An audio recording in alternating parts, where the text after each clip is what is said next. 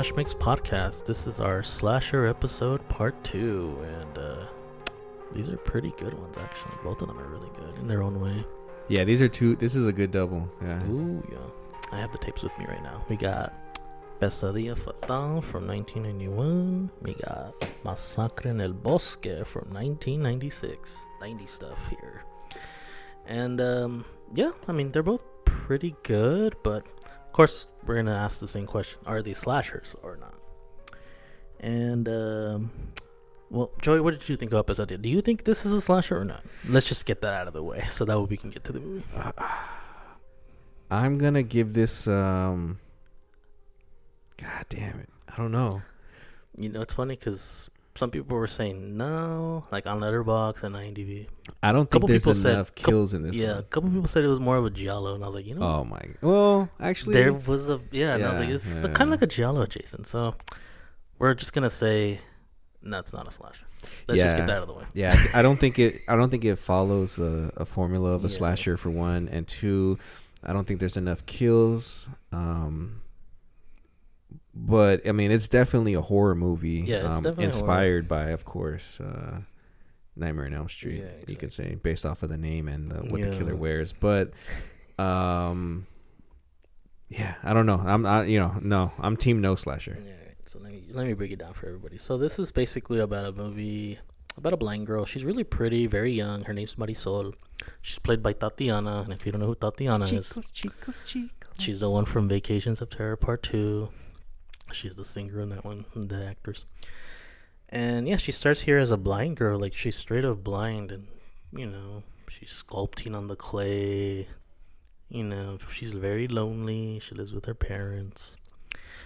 And then on Valentine's Day, of all days, which I thought was so funny, on Valentine's Day night after they leave a party, and then the dad got into an argument in a business meeting that he was there for. He ends up getting killed by a unseen killer that uses finger knife gloves that look resembling like Freddy gloves, you know. He ends up getting slashed. And the only witness is, you know, Marisol, but of course she can't see, so she didn't see what happened, obviously, but she heard, you know, what happened and so forth, you know. ¿Quién está en la lista? Chávez, mi comandante.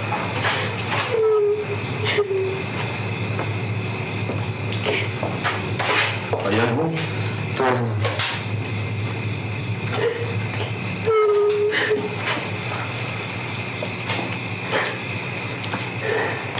Cuando tenga los resultados, avíseme, por favor. ¿De acuerdo? Buenas noches, señora. Buenas noches. Yo sé que esto es muy molesto para ustedes, pero ¿podría decirme qué es lo que pasa? Fue mi culpa, fue mi culpa. No, mi amor, no digas eso, mi vida, no digas eso. ¿Por qué dice eso la señorita? Es que si yo no estuviera ciega, le hubiera salvado la vida. Yo tuve al asesino enfrente de mí. Cálmese, señorita. ¿Me podría decir qué fue lo que pasó? ¡Yo lo maté! ¡Yo lo maté! No digas eso, hija, no digas eso. Calma, tranquila. Mire, teniente, otro día le pregunta. Ahorita no, por favor, ¿eh? Está bien, buenas noches. Ya, mi vida, ya. Vamos. And then, you know, after that, you know, they're trying to figure out, hey, and then who did this? Who killed her father? So these two cops, they come in, they try to uncover, like, you know, what did she hear? You know, one of them's like a psychologist, so he's trying to figure out what she heard.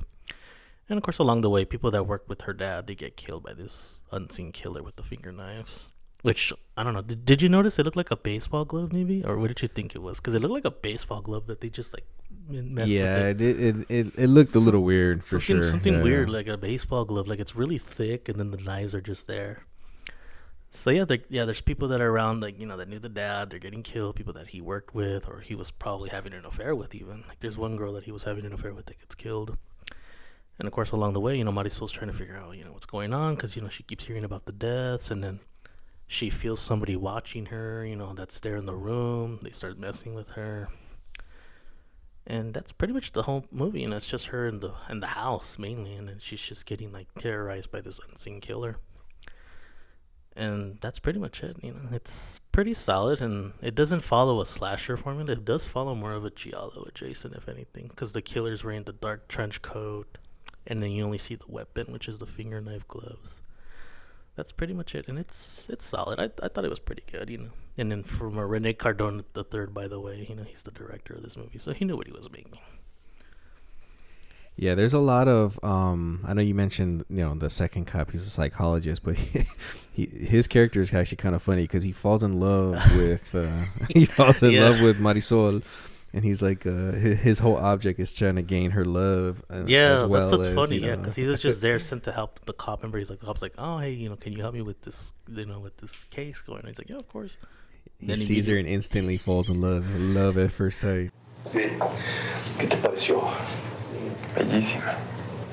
No, no estoy hablando de eso, por favor. Estoy hablando de una cosa muy seria y me sales con cosas de Don Juan. ¿Qué te pareció? No, pero volviendo al asunto, ¿sabes? Encontré un sujeto que me parece que es clave en todo este caso. ¿Por qué? Bueno, porque el día de la fiesta, la señora Magda escuchó una conversación, una discusión en el despacho de su marido. Quiso entrar y este sujeto no la dejó entrar. Después nos lo volvimos a encontrar en el velorio y ahí sucedieron cosas muy extrañas también. Bueno, ¿y por qué no lo interrogas? Ya lo hice, pero aparenta ser una blanca paloma. Mira, lo único que puedo decirte es que este asesino al que te enfrentas es muy peligroso. Sobre todo porque se ve que es muy inteligente. Es un psicópata muy inteligente. Pero no te entiendo. Mira, este asesino no es como cualquier otro. Tú mismo escuchaste la forma en que actuó. Antes de su crimen lo planeó. Lo gozó haciendo extraños ruidos para espantar a su víctima. O sea, ¿qué me quieres decir? ¿Que es un asesino maniático que goza de matar por matar? No necesariamente tiene que ser un maniático. Hay varios tipos de psicópatas. A ver, explícame bien. Sí, mira, es muy sencillo. Puede ser un agente normal que ha sufrido un trauma de pequeño. Como una bomba de tiempo lo guarda en su subconsciente hasta que explote y así le causa una ira contra el recuerdo que lo perturba. En él puede existir un sentimiento de culpa que de esa forma se venga contra la sociedad. Pero de verdad te digo que tienes que tener mucho cuidado con este individuo. Se ve que es muy peligroso e inteligente. Esperemos que nosotros seamos más inteligentes que él. And I don't know if you noticed, but did you notice it kind of gave off Lionel Richie Hello vibes? Oh, yeah. Hello. Yeah, oh, yeah, like definitely. The music video, remember, like, you know how she's sculpting and then, like, the guy's, like, you know, from a distance. Like, it kind of reminded me. He's, like, creeping in there. That's how the relationship was. And then he would come in, remember, and he would bring her stuff. And it's like, why is this giving me Hello Richie vibes? I can see it for sure. I think Rene Cardona was, like, watching Nightmare on Elm Street with his writers, and then they were like, and listening to Lionel Richie. And then probably Lionel Richie started playing or something. It's like, it was just so obvious. It's like, this is definitely Hello music video inspired, and Nightmare on Elm Street with the finger gloves, that is. So it's a pretty funny sounding movie the way I'm describing it. So it's pretty unusual, but it is good. Like I said, it's not silly or anything. This is a very serious. 90s movie and for it's sure. Super 90s. Yeah, this is like probably around So this was filmed probably like after the success of Vacation of Terror 2. Because I would assume, like you said, this is fresh off of Vacation 2. Because they're shot they were at least released the same year, so you would assume. And then this was produced by the Galindos, you know, the heirs, you know, Eduardo, Santiago, and Pedro III. So they were involved with this movie with Rene Cardona III. So you got your Cardona and Galindo team up right here. So I think that's probably why the movie's so solid as well. Yeah, you have the Cardona and Galindo mashup. Yeah, that's a winning formula for sure. Right there. So I thought that was pretty cool. And the original title to this movie was El Intruso, which I thought was a good title. I don't know why they re-released it as Pesadilla Fatal, but that was the original title when it first came out, El Intruso. I think that title is more descriptive of what the movie is, I would say. Yeah, because it's an intruder. Literally. Yeah, the killer basically keeps intruding into the house that Marisol lives at with her mom and the maid. And there's aspects of this that I think are really fucking cool. Like, you know, obviously she's blind, so she can't see. And so she has this routine. She knows everything in the house, right? You know, nothing can be moved. And they made it very clear. Like, the mom tells the maid, don't move a fucking thing in this house. And the killer keeps coming into the house, and it's like, you know, he'll move a chair, you know, or a table, and then something like she's bumping into it and falling. Yeah. And of course, you know, they're blaming the maid, but the maid's like, I didn't do anything with it. Señorita, pero ¿por qué se cayó? Lupe, ¿por qué moviste los muebles del lugar? No, señorita, yo no moví nada, de veras. Ay, pues entonces, ¿quién va a ser, Lupe? Sabes que se tiene prohibido que se muevan los muebles. Sí, señorita. Mire, pero vamos a levantarlo, ¿sí? Mire, vamos a levantar ya todo esto para que no se vuelva a caer, ¿eh? Venga, señorita. ¿Cómo cree que yo le voy a hacer eso? Sí, yo tengo tanto tiempo trabajando aquí y sé que no se le debe mover nada para que no se golpee, señorita. Mire, vamos a levantar todo esto para que no se vuelva a caer, ¿eh? Todo en su lugar. Bueno, Lupe, ya, no te preocupes. Señorita, ¿se le ofrece algo? No, gracias, Nana. Bueno, gracias. But it's just I don't know. I think that whole aspect is kind of cool because it's like a cat and mouse. Like the killer can very easily kill Marisol at any time, but it's basically just playing with her the whole time. Yeah, like, the whole time the killer's just playing with her, and then you don't know what's going on. You're like, why is she doing that? You know, why is this killer, just fucking with her? And then later you find out why. It starts to unravel little by little. And you're like, oh shit, I didn't see that coming. Actually, it caught me by surprise the first time I saw it. Yeah, I don't. It's funny. When I first watched this movie, it was like I think it was like a year or two ago, and same thing. I saw the end. I was like, oh shit, okay, yeah, that's kind of cool. It was cool. Yeah, the revelation and everything. We're not gonna spoil it. I want you guys to see it, but it was cool. I was like, oh shit, this is great. Yeah. Well, it's kind of the to me the funny part was how they discovered. Or how they started piecing together who the killer was. So you don't want to spoil it, right? So I can. No. All right, I'll be spoiler free here. So obviously the girl's blind, right? And so the cop is trying to figure out, like, how the fuck am I gonna figure out, what this person's seen if she's blind? So she starts digging into like family history and stuff, and realizes she had an accident when she was a kid as a gymnast that left her blind. But it turns out, she was never given access to a procedure that would have cured her ailment and been able to let her gain her vision back. And so that was like the main key as to, okay, how are they going to start developing their investigation to figure out who's killing them. Bueno, sí. Señorita, buenas tardes. ¿Me podría comunicar con el doctor Palacios? Sí. Doctor, ¿qué tal? ¿Cómo está usted? No, aquí nada más quería hacer una pregunta. ¿Qué tan difícil es operar un fibroma que está oprimiendo el nervio óptico? Ajá. Sí. Sí, ya me lo entendí. Gracias. Gracias, doctor. And then there's also a flashback scene with the killer, remember? Yeah, I love that scene because you see the killer like going into like a secret lair or room or something, puts on a record, and then sits on the chair, and then the killer's just tapping the finger knives on their leg, and you're just like grooving. Yeah, and then like you see the flashback, and it's like a flashback of a child witnessing their mother getting killed. Well, she kills herself actually. The mother kills herself. Yeah. And it's like, oh, okay, and then you kind of start thinking like, okay, this is maybe somebody close to Marisol. Maybe not, or maybe it's just somebody that lives nearby there. I don't know, but yeah, it's cool. I just love the whole revelation or everything that just unraveling, before your eyes. You're just like, oh wow, this is great. This has the feel, and maybe I'm wrong, or I don't know. Maybe you could tell me if I'm being dumb here, but this has the feel of like a novella, like a Halloween special novella. Yeah, honestly, that does give out that vibe. Like this is definitely a movie that I think they have their eyes set on like women watching this because it does have very like feminine vibes. You got your little romance going. Yeah. You got your mother-daughter, drama going on. Yeah, it's definitely a movie for the girls. Like if you put on this for your girls, she'll probably be into it, if anything. Like a Mujer de Casos de la Vida Real vibe. Too, yeah, yeah. Which is weird to me to say because I normally am against of saying stuff like that. Like, this isn't a novella. This does feel like a novella for sure. This is definitely. Well, that's the thing too. Like a lot of times people watch Mexican movies, like especially like for instance this movie, and they kind of conflate this with like a novella or wrongfully call it a novella, novella-esque or whatever. Yeah, but this is a case where you could say it is. Yeah, 1000%. This has the feel of a novella. I enjoyed it, and I think people will definitely enjoy it when they put it on or something. It used to be on TV a lot too back in the day. That's actually how I first saw it, on Channel 22. And then when Baja Films was still around, I immediately bought the DVD from Baja Films, and later on I got this crazy tape under the title Pesadilla Fatal.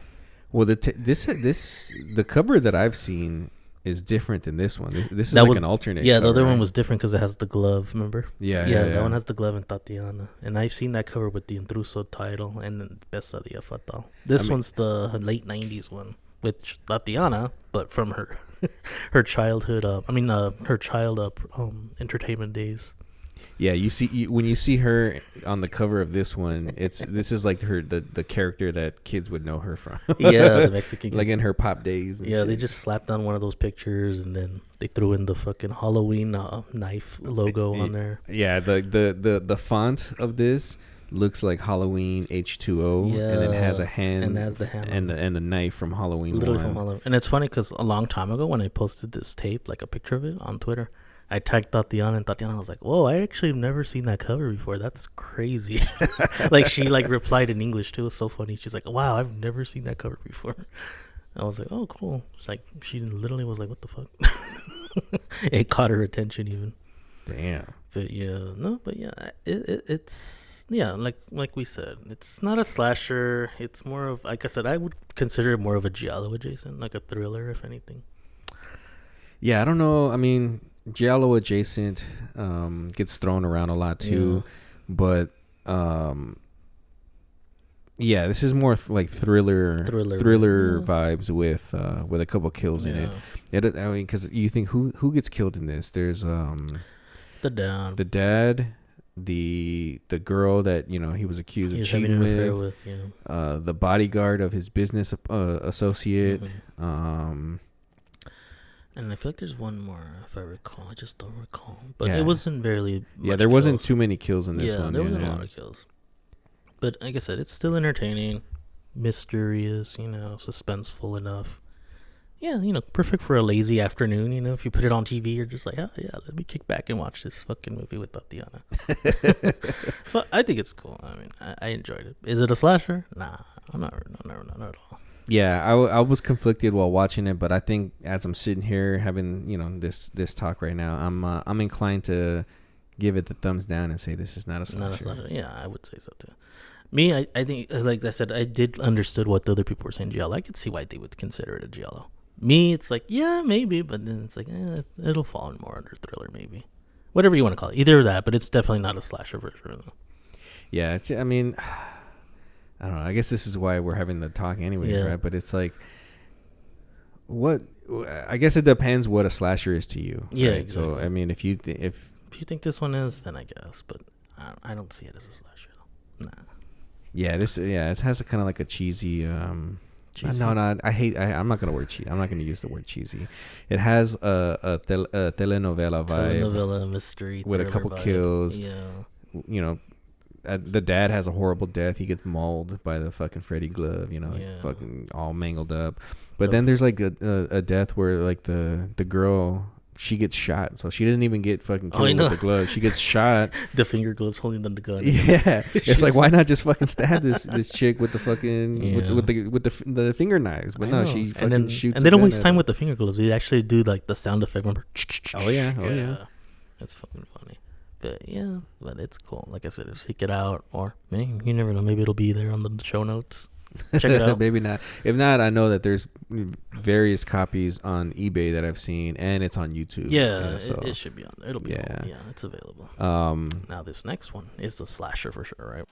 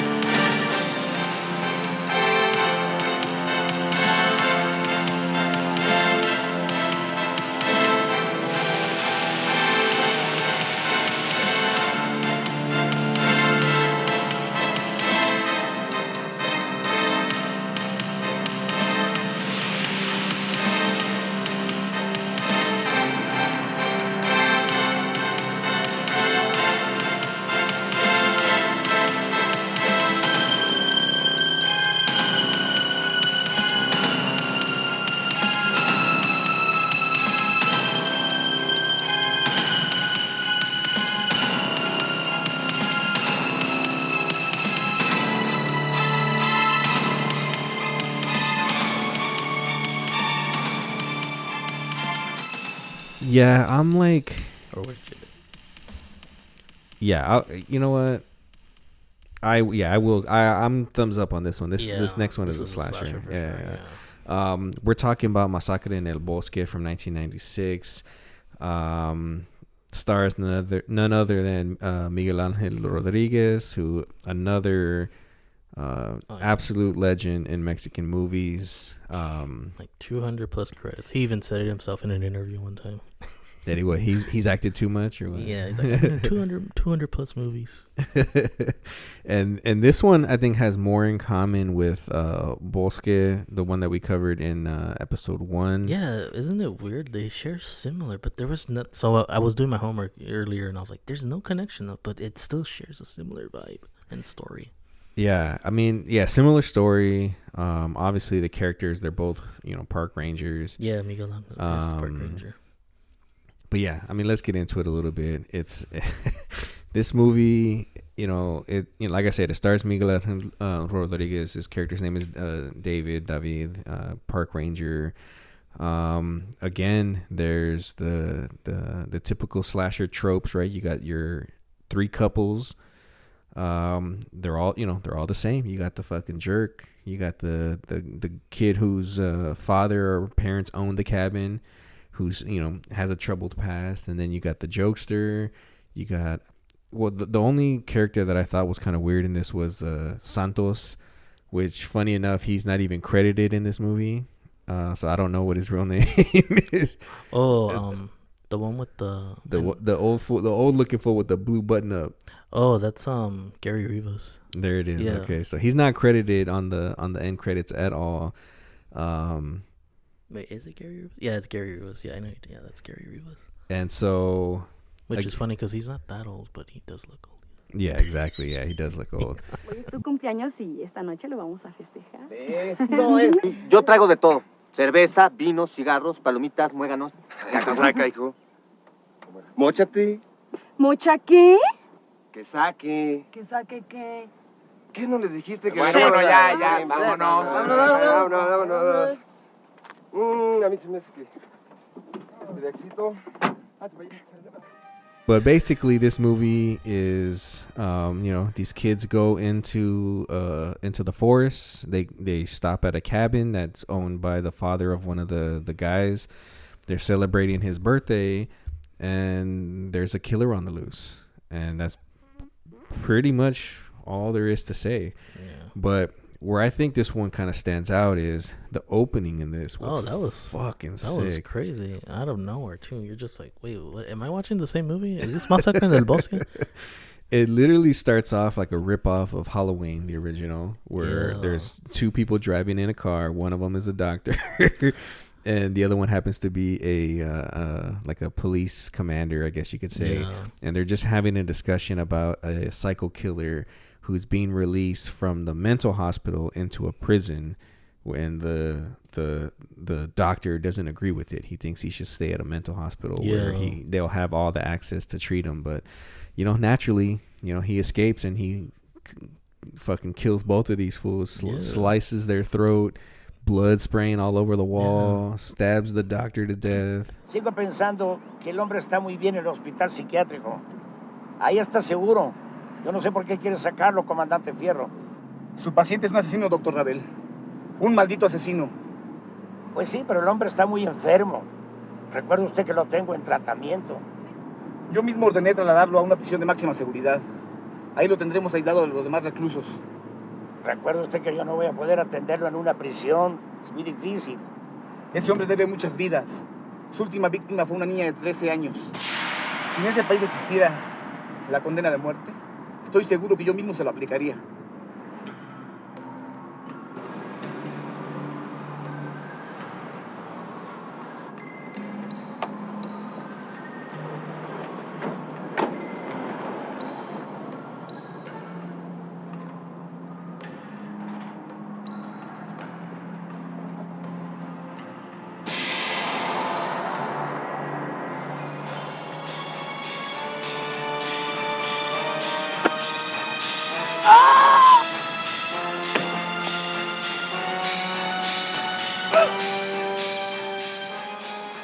And then the most random thing is, I think it was the doctor. Yeah, he's played by Victor Manuel Castro, El Güero, which is a comedian actor and the director of like a bunch of fichera films. I was like, what the fuck is he doing? And why is he getting killed in this movie? They're like, we need an old fool that can act real quick and can just fucking die. Yeah, Güero Castro was probably like, I'll do it.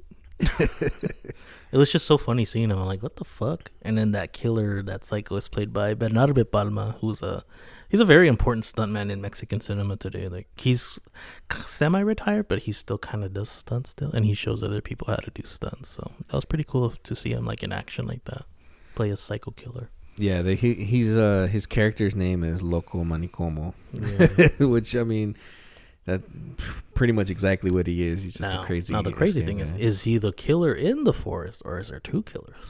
Yeah, so that's what we're gonna break down, because like any good slasher, there's a couple red herrings, right? So David's home life isn't so good, so his son wants to see him more. He's separated from his wife, who's kind of she's pretty milfy. But yeah, so she's on the way into the forest to bring their son to go see their dad or whatever. She spots a car on the side of the road. She's a little sketched by it, but she just kind of drives by and happens to mention it to him, like, hey, I saw this car on the side of the road, maybe you should go check it out. But in the meantime, the three couples, they arrive. It's Andres and Tiffany, Manuel and Tanya, Santos and Jessica. And of course, this also has,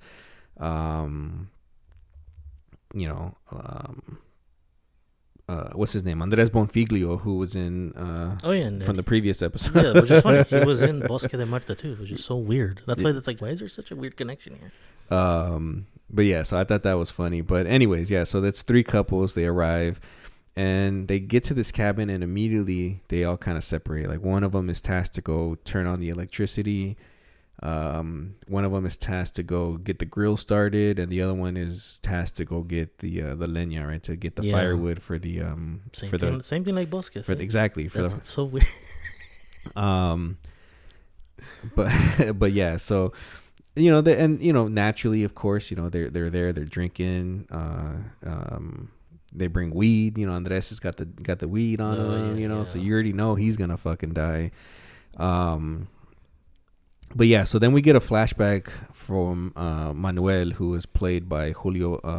What's his name? Julio Bracho. Yeah, Julio Bracho. Yeah. Who's he's a very prolific actor. He's a very prolific actor today. Yeah. This was his first movie. Keep in mind, so that was pretty cool. I was like, oh wow, he's starting a horror movie for his first, and now he's led on to this like big time acting in movies, novelas, commercials. And then his grandfather was a Golden Age director of the same name, Julio Bracho, which is interesting. So, I mean, again, guys, there's ties everywhere. So, nepotism maybe, but he's still worked his way up. Like, he is actually a really good actor, though. No, he definitely is a good. He's probably the best actor in this, actually, to be honest. But anyway, so his dad is played by Antonio Raxel, who we're introduced to him, and he's not really what he seems. He's obviously, they show him as like a successful businessman, but he's a piece of shit, because they go into a flashback and he rapes his 13-year-old daughter or stepdaughter. Yeah, stepdaughter. His wife comes in, she's hysterical. He gaslights her and tells her to shut the fuck up, like, she's not my daughter, she's your daughter, that type of shit. Separates the family. Gets his son, his son's going to live with him. The wife, she's going to go, and, the stepdaughter's going to go with her. And that's the story that, Manuel, Julio Bracho's character, is told. But it turns out that the fucking daughter commits suicide. She jumps off a ravine, kills herself. And the mom gets taken away and gets locked up. This, Julio Bracho's character is told that the mom goes to Europe. To a mental hospital, but we later learned that that's not true. But so red herring number one, right? The father, he's a piece of shit. ¿Qué estás haciendo, desgraciado? Tú cállate la boca. No me callo. Tú no has visto nada, no sabes nada porque estás loca. Maldito es tu hija, Miguel, por favor, nuestra hija. No es mi hija, es tuya, de tu maldita aventura antes de casarme contigo. Ella es una aventurera igual que tú. Eres un maldito demonio, ¿qué te pasa, por favor? No lo entenderás nunca, mujer. Ella es más mujer que tú. ¿Pero qué te pasa? Por favor, estás loco. ¿Sabes lo que voy a hacer contigo? ¡Degenerado! Voy a meterte a un manicomio de por vida. No volverás a estorbarme, de intervenir en mi vida, porque estás loca. ¡Estás loca! ¡Te vas a morir! ¡Maldito! ¡Maldito! ¡Maldito! Then we're introduced to red herring number 2, El Coyote. Actually, number 3, because the first one would have been the psycho killer. He's the first red herring. But the third would be Coyote, who is like Manuel's dad's like right-hand man, who apparently has been, the caretaker for this cabin for the last 15 years. Well, it's off limits. No one is allowed to go. He's the only one there. He's taking care of the property. Yeah, he's a little sketch. Yeah, he's super sketch. Yeah, he's super sketch. And, him and Manuel don't have a good relationship once the teens arrive to the cabin. The first, we get a look into Coyote, and he has this weird cabin, or shack, I should say, by the cabin. Shack, yeah. And he has like this fucking woman that's just tied up in there, like looking like the chick from The Ring, black hair all over the place. Yeah, and a white you don't see their face, yeah. But he's obviously been keeping someone captive, basically torturing them, turning them into a monster. And we'll later find out who that is, but yeah, well, I don't want to spoil it, but we kind of have to. We can't really talk about the final 15 minutes without spoiling it. But so basically, there's 2 killers. We'll say that. Yeah, there's 2 killers, right? So in the meantime, David, goes back to this car, finds a bloody knife.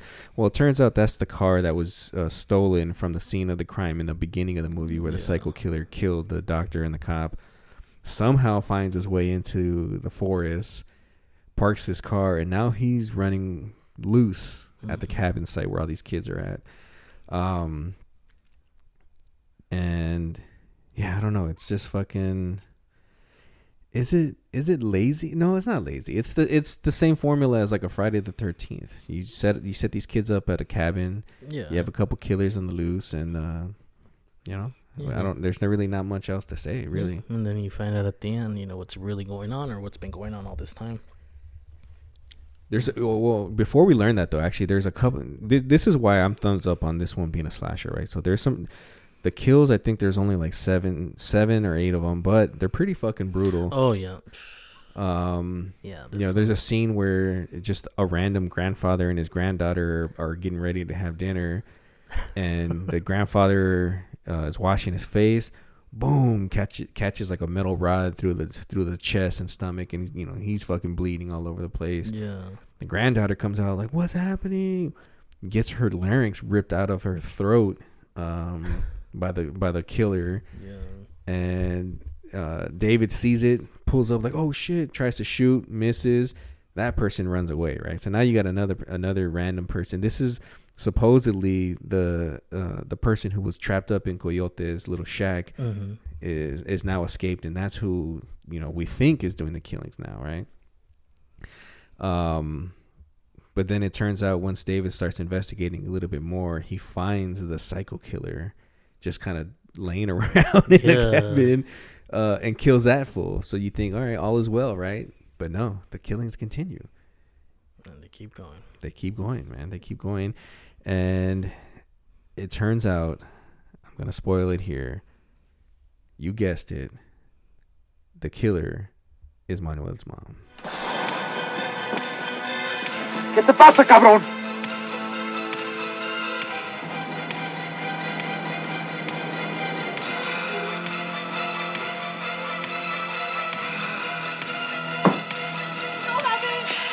¡Por favor, no!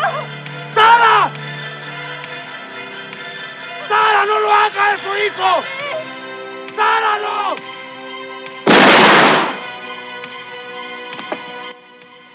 ¡Sara, ven! No.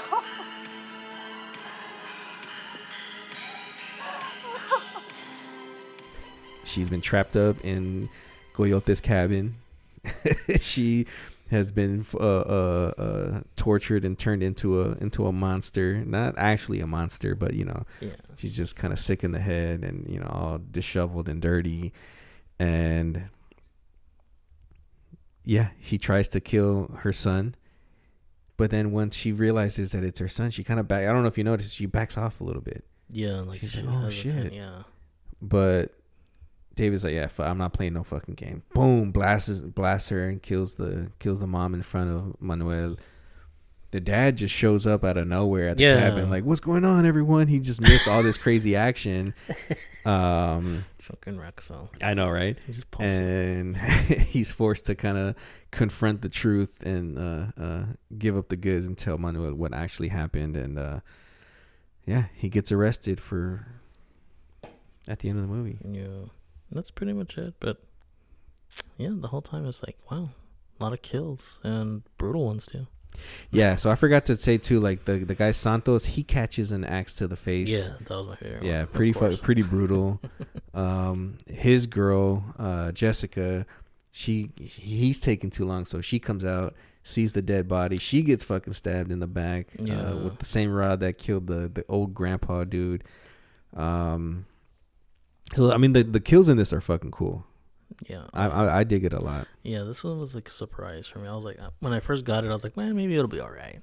I wasn't sure what to expect, but then I watched it and I was like, oh wow, this was a surprise. This was super fucking good. It's like they actually knew what they were making here. They weren't bullshitting, I was like, all right, I'm done with this. And this was directed by Eduardo Martinez, who's the son of the great Arturo Martinez. And if you don't know who Arturo Martinez is, he's the legendary actor-director from the Golden Age. And then, funny enough, his brother, Arturo Martinez Jr. is in it. He's the one that plays the caretaker. Mm-hmm. And then the boy, the one that plays Miguel's son, that's Arturo the third. The third, yeah. Yep, the grandson.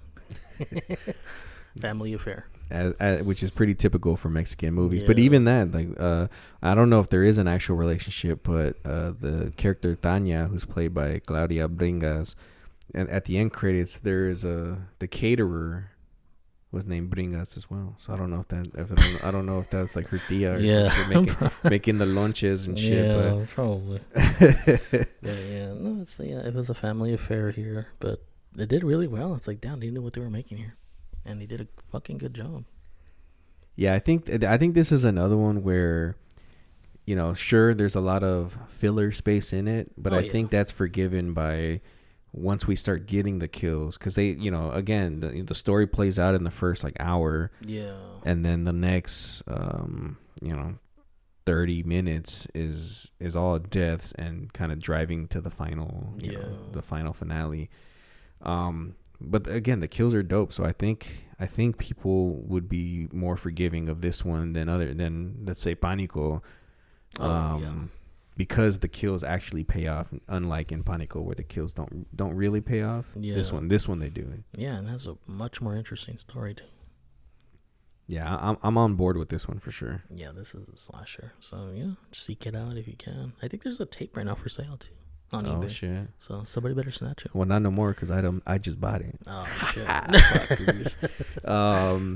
But no, yeah. Actually, it's funny you bring up the tape because in the beginning of this, there's like a whole like a press release about bootleg. Yeah, exactly. Bootlegging tapes, and they go on to show you how to find out if the tape that you have for Masacre En El Bosque is bootleg or not. Yeah, that was such a common thing in these video homes. Like they would do that. They'll make like a little promotion, like, oh hey, don't support piracy. And if you're buying this movie, make sure this is the tape because we colored it this specific color, and this has the metallic, labels. Yeah, it's like if you lift up the label, you'll see a void sticker underneath. Yeah, it's the typical thing. So this one was pretty unique though, because they're like at the office, and then Bracho's right there talking about it. I thought that was cool. Well, just like in the first episode, we have a couple people here to chime in on this one to give their thoughts on if this is a slasher or not, because I'm sure all the net bangers are ready to talk shit about, no, that is a slasher, bro. It is a slasher. So, yeah.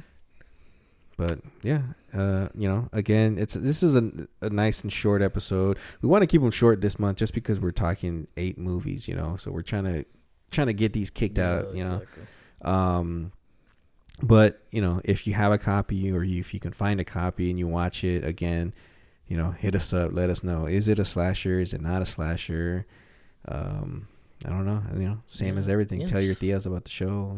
Tune in and let us know what you think. We have 2 more. The secret is out. This is episode 2 of the month, so we got 2 more to go. Yeah, and just just to kind of spoil it, the last one's going to be cool. We're going to talk about a really rare one that hardly anyone's ever seen before. Damn. So fools are really going to come after you. Hey, let me get a copy. Yeah. But, yeah. I'm very happy we got to talk about these two today. And hopefully you guys enjoyed it. And stay tuned for the next one and the one after. All right. Let us know. Slasher or not. Pesadilla Fatal is not a slasher. I repeat, it is not a slasher. Because it is more of a mystery movie than it is a slasher. Nobody's being killed off one by one. Now, Masacre En El Bosque, on the other hand, with Miguel Ángel Rodriguez, that is a slasher. Because it follows a lot of the slasher tropes. A group of supposedly young guys, motherfuckers look like they're middle-aged as hell.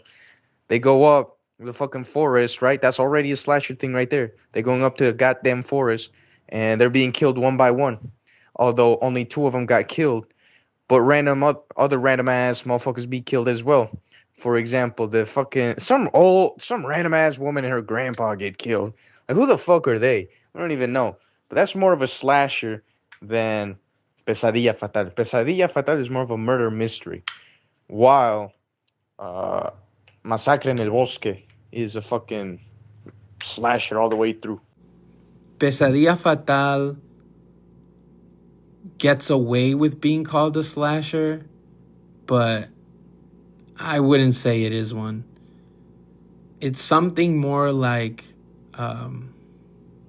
Wait Until Dark or Eyes of a Stranger, except the killer here uses a knife glove like Freddy Krueger, but it looks more like a bear claw on a leather glove like in Trampa Infernal.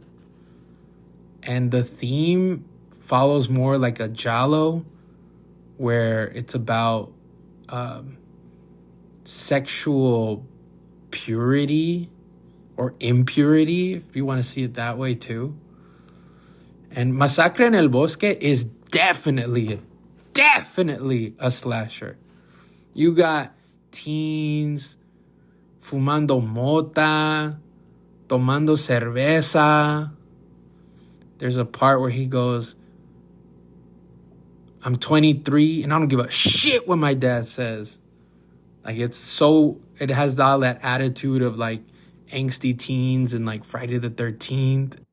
There's all sorts of bludgeonings, stabbings, chokings, drownings that feel more familiar to American slasher films in the States than something like Pesadilla, where it doesn't feel like anything that we're used to when we're talking about slashers. So I definitely had a much more enjoyable time watching the second film than the first film.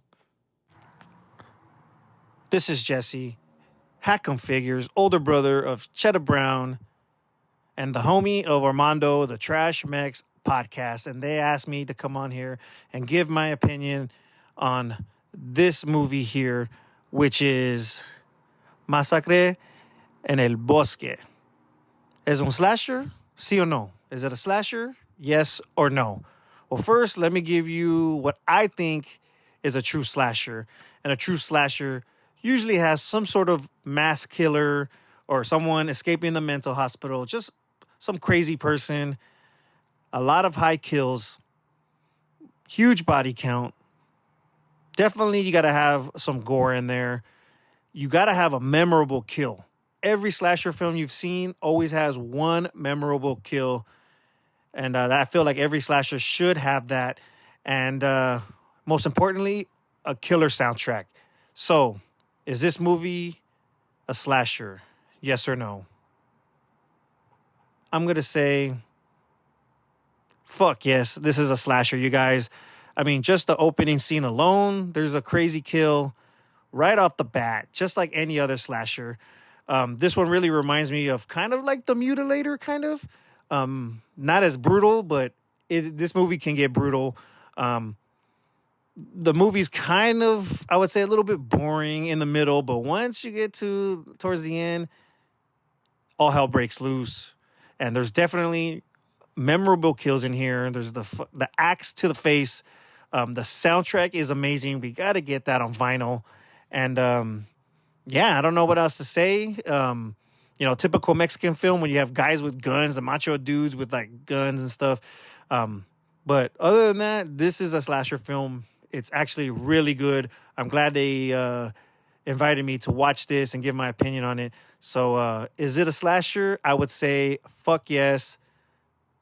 Go watch it if you can watch it. Find it on eBay or however you can, but go watch it. It's a great film. And when you do, make sure you put it in a letterbox and make sure you fucking tell all your friends because they got to see this movie. This movie definitely counts as a slasher film.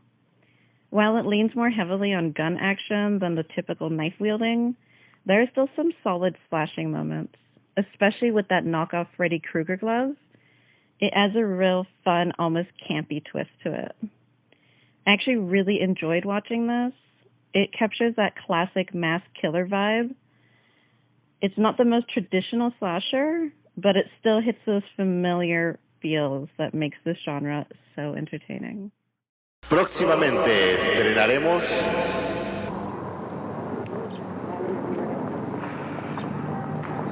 Fíjate bien. Sí, señor. Aquí junto a este árbol fue encontrado el cadáver. Lo reportaron a las 7 de la mañana unos muchachos que estaban haciendo ejercicios. ¿Y ya revisaron todo bien? Sí, perfectamente. Pero no encontramos nada que valiera la pena. Está raro, ni su bolso de mano, ni algún objeto personal. No había bolso. Tal vez fue robado o tal vez se lo llevó el asesino tratando de engañarnos. ¿Quién sabe? ¿Puedo ver las fotos? Sí. Gracias.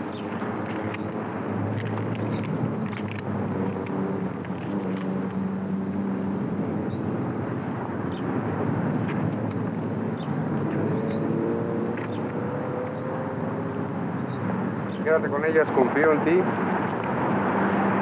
¿Algún sospechoso? No. Según el velador, fue la última en salir del teatro.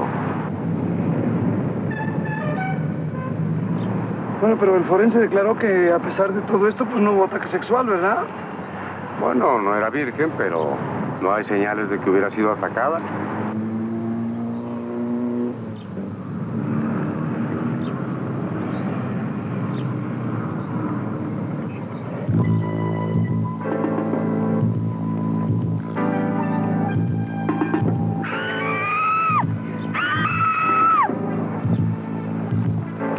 Atentos a la radio.